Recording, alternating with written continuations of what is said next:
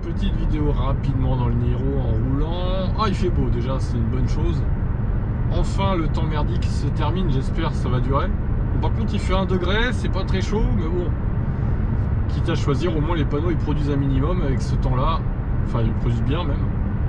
Même si ça produit moins que l'été évidemment parce que le soleil est plus bas, mais bon, ça va, on va pas trop se plaindre. Donc j'espère que ça va continuer comme ça, on va dire. En plus, il n'y a pas un nuage. Ouais, je voulais revenir sur le modèle Y vite fait, vu que j'en ai parlé sur Tesla Tibet pas ici. Bon, il a été révélé, ça y est. L'avant me fait penser un peu à la Cybercab, avec les barres de LED et tout. Je trouve l'avant mieux que le Kona, pour le coup, que le nouveau Kona là. Ça me choque moins. Par contre, j'ai quand même du mal avec l'arrière. Cette grosse barre rouge lumineuse là, c'est un peu trop. C'est un peu too much, je trouve. Après, les goûts, les couleurs, il y en a que ça dérangera pas, mais je suis pas fan. Je suis pas fan quand même. En plus, ils ont agrossi le véhicule, ils ont grossi le véhicule, agrandi plutôt, pas agrossi. Ils ont fait prendre 4 cm de long quand même, et 2,13 m de largeur. Alors, ça doit compter les rétros, je pense. Mais enfin, c'est quand même très très gros comme véhicule. Wow. Incroyable. Donc évidemment j'achèterai pas ça. En plus ils ont augmenté le prix, j'ai vu. Donc au final l'autonomie a à peine augmenté d'une dizaine de kilomètres seulement. Est-ce que ça vaut vraiment le coup? Ils ont amélioré les sièges, je sais pas quoi aussi. Donc ouais, pour moi je suis pas sûr que ce modèle Y relance vraiment Tesla en fait. Ça va peut-être booster quelques mois les ventes, mais honnêtement je suis pas sûr que ça change la donne et que est-ce qu'ils vont vraiment atteindre 2 millions comme ils veulent en une année quoi. Pour l'instant on est toujours à 1,7 million comme en 2023 à peu près, à quelques centaines de ventes près, quelques milliers on va dire. Donc ouais, je suis pas convaincu pour ce modèle Y. C'est un restylage moyen, on va dire. La modèle 3, il y avait plus de choses, je trouve.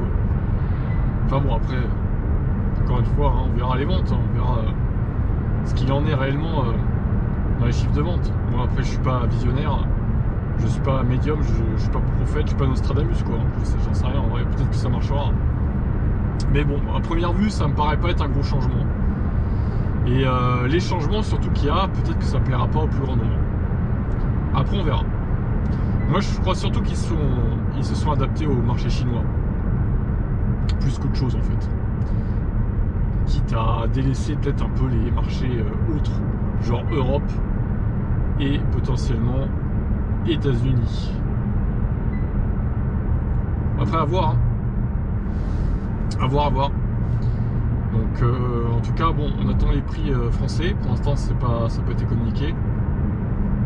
Vu que ça a augmenté pour la Chine, je pense que ça va un peu augmenter pour la France. Après bon, on sait tous que s'ils voient que ça décolle pas les ventes, ils vont clairement baisser les prix quoi. Très rapidement je pense. Et on peut s'attendre à des grosses remises en fin d'année aussi. Comme ils l'ont fait en 2024, je pense. À voir. Bon, il y a aussi cette fameuse modèle Q, là, la citadine. Franchement, je suis sceptique. Plus les semaines passent, plus je suis sceptique. J'attends de voir aussi ce fameux modèle, la légende urbaine un peu, la citadine Tesla. On en parle depuis des années, mais bon, peut-être que cette fois c'est la bonne remarque. Alors je voulais aussi parler de la Dacia Spring, vite fait, parce qu'on m'a dit dans les commentaires, oui mais 45 chevaux ça suffit, quand tu as testé l'autre Spring, la vieille Spring, tu étais dans une côte en mode éco, c'est pour ça que tu n'arrivais pas à accélérer dans la côte. Bah oui super. Bah et alors? Non mais attendez, est-ce que c'est vraiment un argument ça? Pour moi toute voiture même en mode éco devrait pouvoir accélérer dans une côte même un peu prononcée quoi.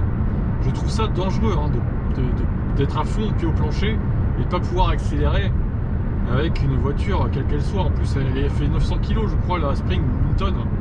C'est lamentable en fait. 45 chevaux je maintiens, c'est pas suffisant. C'est pas suffisant. Pour moi il faut au moins 60-65 quoi. Bon après voilà. Ça dépend aussi du couple évidemment. Parce que l'Aion qui a la batterie fatiguée, qui a 14 ans la batterie, bientôt hein, on répète, elle fait 60 chevaux.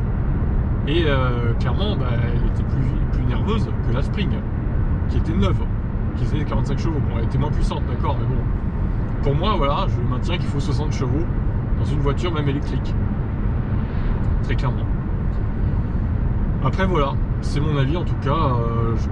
Moi, je considère que cette Spring, ils ont certes baissé le ticket d'entrée, mais c'est grâce au fait de baisser la puissance moteur, en fait. Ce qui est complètement con. Et ils auraient dû aussi au passage augmenter la capacité de batterie de 7 ou 8 kWh pour justifier le maintien de ce prix là, même la hausse de prix par rapport à la Spring d'avant en fait, qui était moins chère, hein, beaucoup moins chère et qui se vendait mieux d'ailleurs, parce qu'elle était très abordable pour le coup celle-là. Bref, je suis sûr qu'en plus, elle vaut combien à produire à votre avis cette Spring? Et vu qu'ils la produisent en Chine, je suis sûr, elle vaut 8 ou 9 000, pas plus à produire, en vrai. J'en suis convaincu de ça. Peut-être même moins en plus. 5, 6. Ah, j'en sais rien en vrai. Peut-être que je dis une connerie, mais 6, 7, allez. Après, il faut rajouter les taxes d'importation, etc. C'est vrai, mais... Ouais, il fait quoi lui? On est à 70, là, c'est limité à 90. C'est une blague ou quoi? Putain. Ah, ça m'énerve ça. Oh là là là là.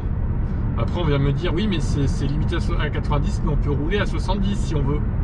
Ouais mais ça fait chier le monde hein, de rouler à 70 sur une route à 90 quand même les gars. Je suis désolé hein. Qu'on roule à 85, allez, encore à la limite bon. Ah, il accélère un peu, Bon, allez. Marie location. Écoutez, c'est pas la grande folie. Hein. Je peux pas trop doubler en plus, il y a des voitures qui arrivent. Peut-être qu'il n'est pas confiant volant de cet utilitaire Peugeot Traveller. Existe-t-il en électrique celui-là d'ailleurs? Je suis pas sûr. Bon voilà, bref. Tout ça pour dire que Model Y, j'attends de voir les ventes. Pas certain que ça décolle, que ça soit un succès total. Le design peut ne pas plaire, on va dire, avec toutes ces bandeaux LED. Là, ça me rappelle un peu le Kona, mais le Kona c'est... En fait, l'avant du Kona est plus bombé. Ça rend encore plus moche le truc. L'avant du Model Y est un peu plus joli, je trouve, quand même. Un peu plus stylé. On verra bien, écoutez. Hein. Puis la Spring, voilà, j'ai mon avis là-dessus. Je trouve que 45 chevaux, c'est pas assez. Sur ce, je vous laisse. Allez, pour terminer, vidéo du Model Y. C'est parti. Avec cette fameuse barre rouge à l'arrière.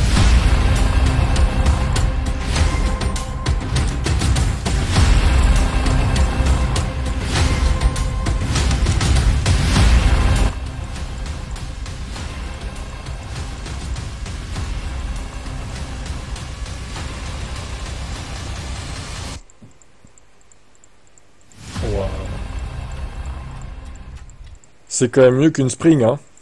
Allez, ciao.